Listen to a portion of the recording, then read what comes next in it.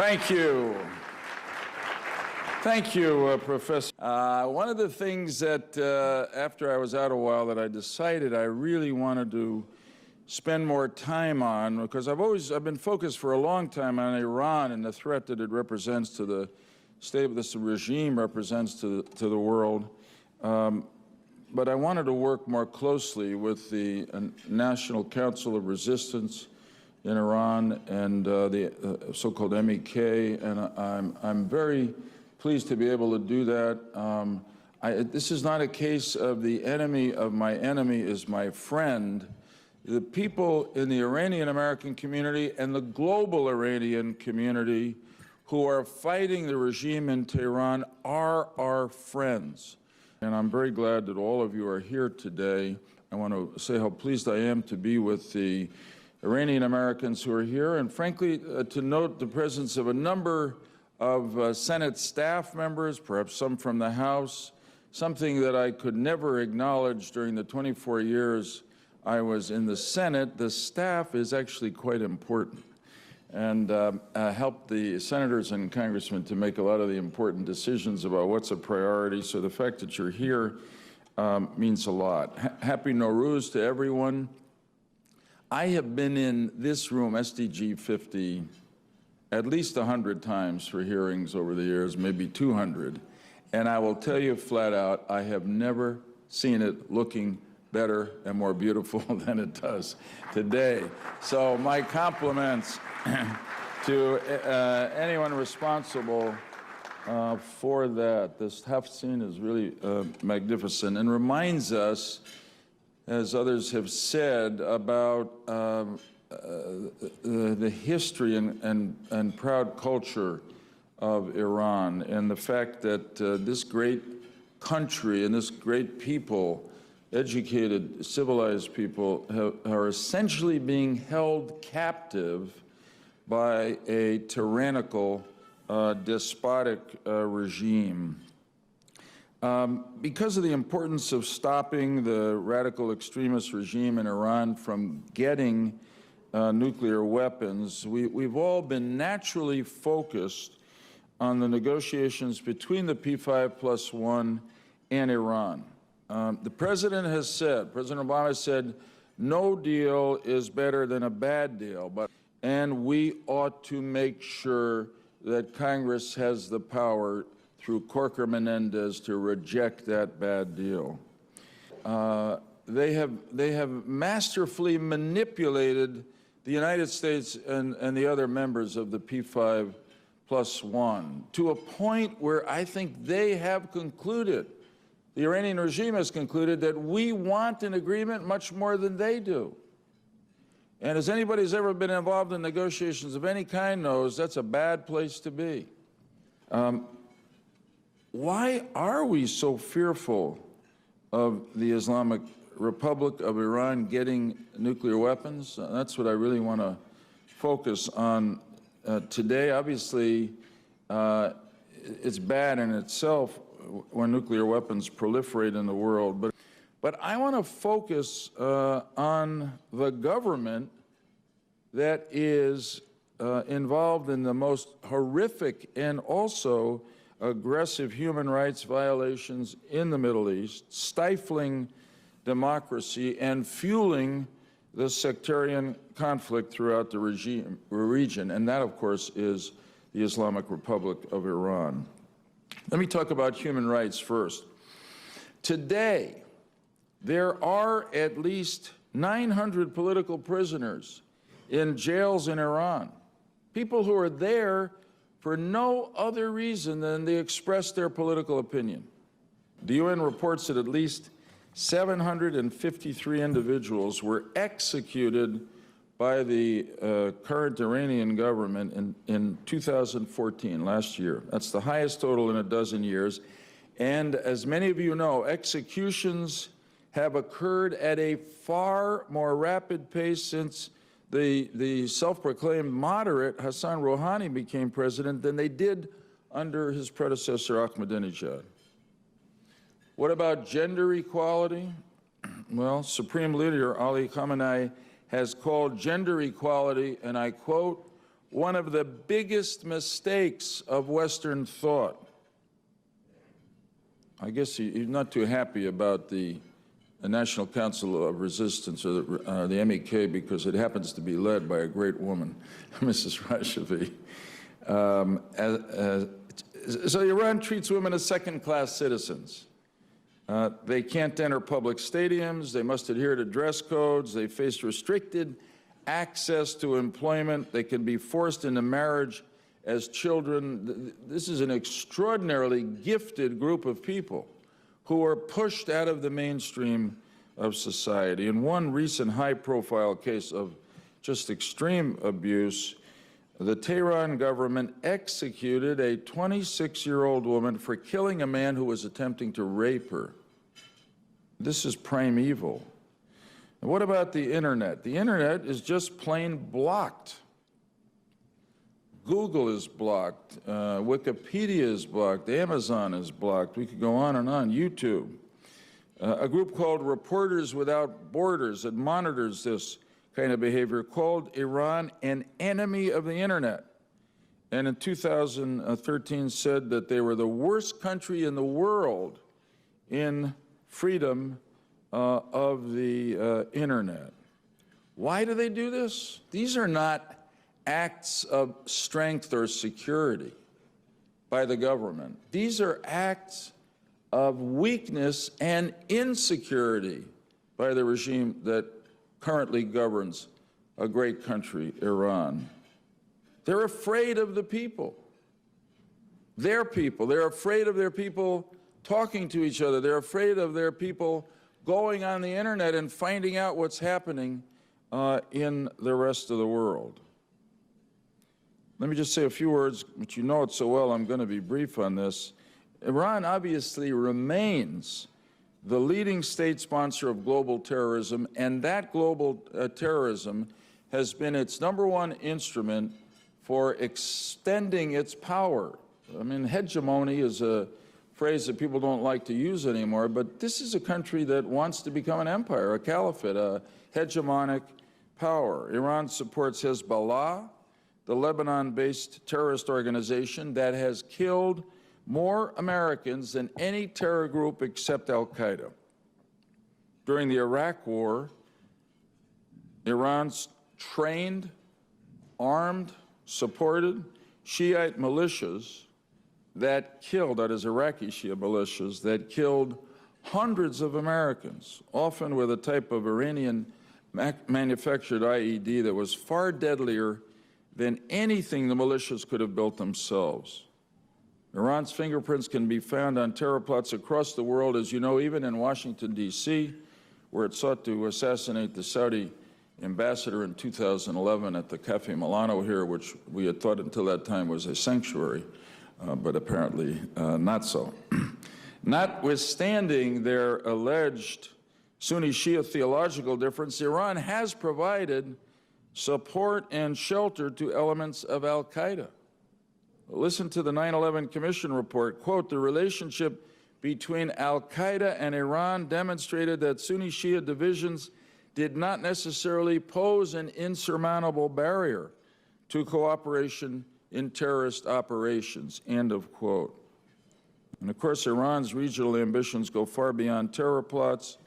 We've seen perhaps one of the greatest atrocities, genocide, go on with the rest of the world, essentially standing by passively in Syria since March of 2011, fueled primarily by the Iranian government.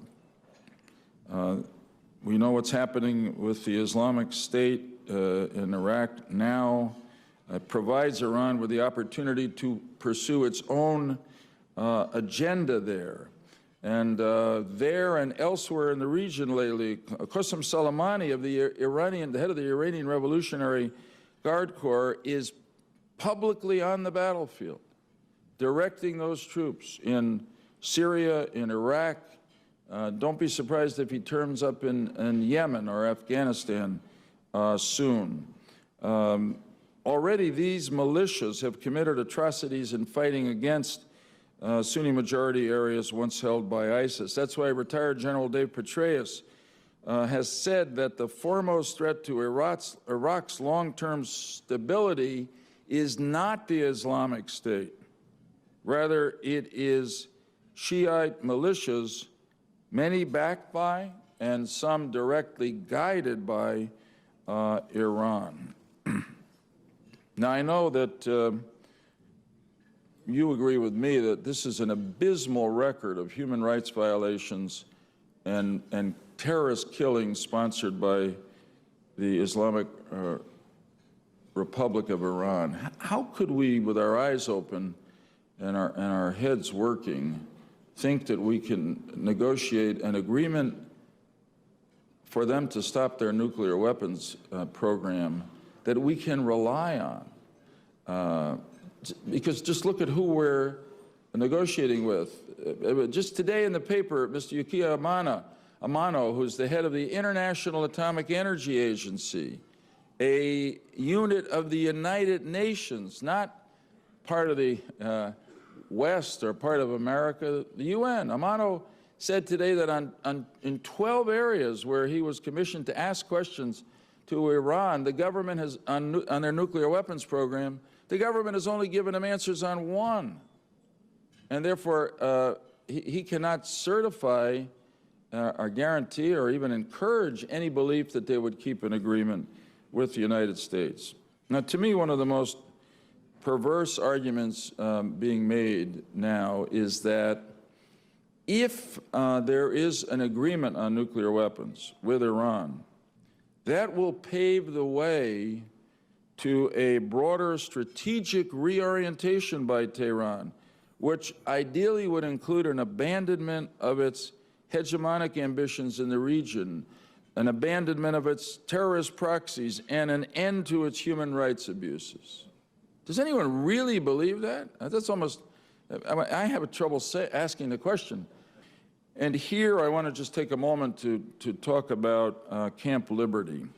Starting in 1986, this organization was headquartered at Camp Ashraf in Iraq until 2012, when it was relocated to a small section of Camp Liberty, which is directly east of the Baghdad International Airport.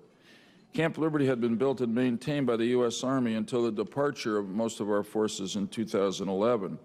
Shortly after the coalition invasion of Iraq in 2003, all the residents of Ashraf, again, Iranian dissidents, I would say freedom fighters, were provided written assurances of protected person status under the Fourth Geneva Convention if certain actions were taken on the part of the residents. And all of them were taken.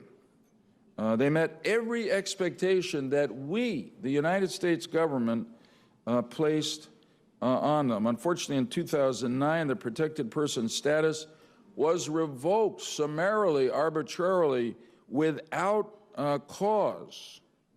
And the residents, their security, was turned over to the Iraqi government at the time, which was heavily influenced by Tehran, which would like nothing better than to take violent action against these enemies of theirs, because they're fighters for freedom in Ashraf. There's a lot more I could say about that, but let me just say, as we work hard here on Capitol Hill and elsewhere to liberate the people who are trapped in Camp Liberty, we owe them. And I promise you that I will do everything I can to make sure that the United States does everything it can to keep its word. So let me say, in summary, and speak to you directly, those of you who fight and work so hard in this movement. You may occasionally ask yourselves, how can the movement of events going in such a terrible direction in the country that means so much to you and should mean so much to everybody who fights for freedom and cares about it, be stopped? And the answer, I think, is that it can be stopped by good and courageous people who are prepared to fight to stop it. The people of Iran, typified and represented in many ways by the National Council of Resistance in Iran, are really the answer. As much as I know you believe in your cause, even you must sometimes ask yourself, is it possible, can the regime in Iran, with all its weapons, all its money, and the control it has over its people internally, really be stopped and overthrown? And I say to you today, based not just on faith, but on history, yes, the regime in Iran can be overthrown, and I believe it will be soon.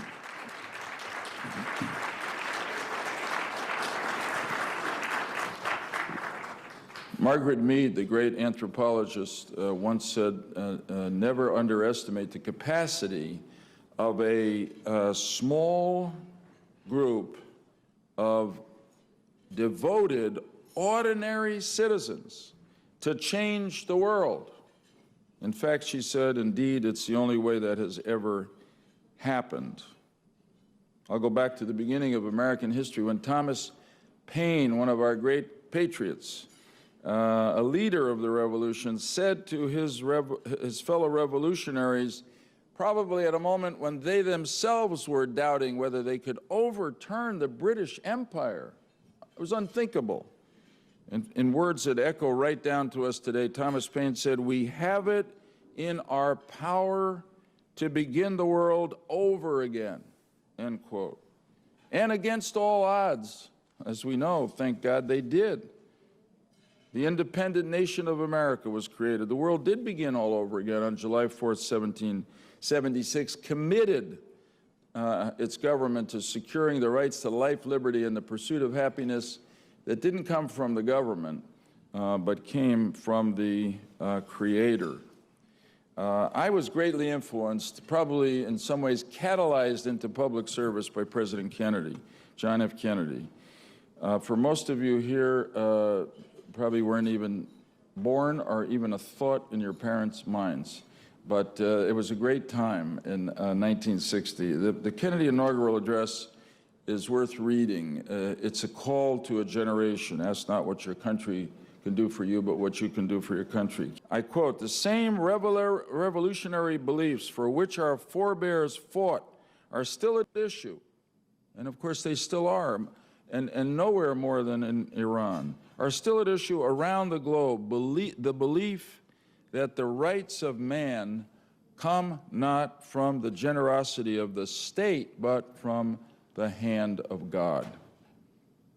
And then he went on to say, to commit our country and tell our friends and our foes, which I wish we would do again right now, that the United States would, quote, "pay any price, bear any burden, meet any hardship, support any friend, oppose any foe, to assure the success and survival of liberty." In his time, I'm giving you these historic examples to tell you that when I say that regime in Iran is going to collapse, I'm not just sort of blowing smoke, as we used to say up here in Capitol Hill. I say to you today that the evil empire of the Islamic Republic of Iran will be vanquished in our time, and the world will begin anew.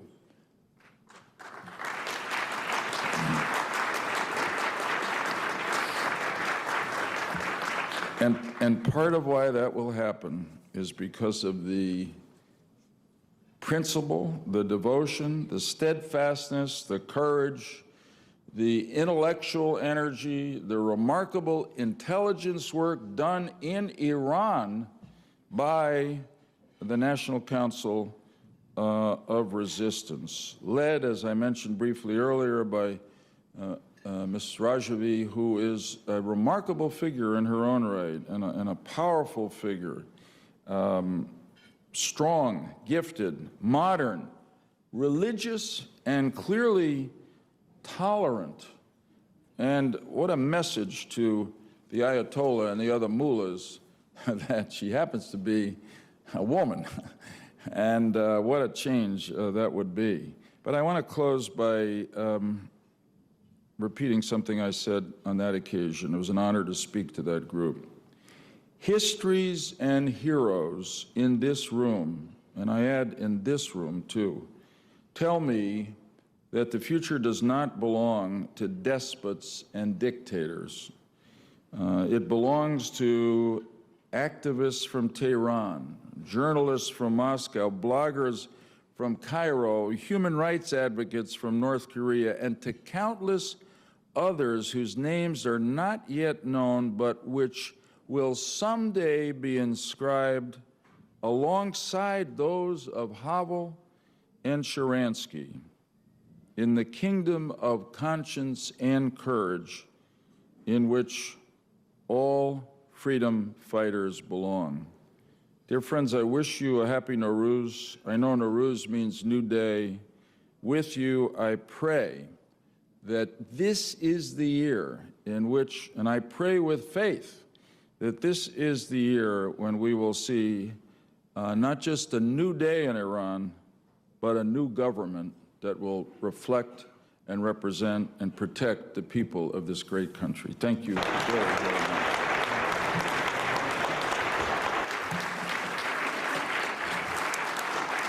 Thank you.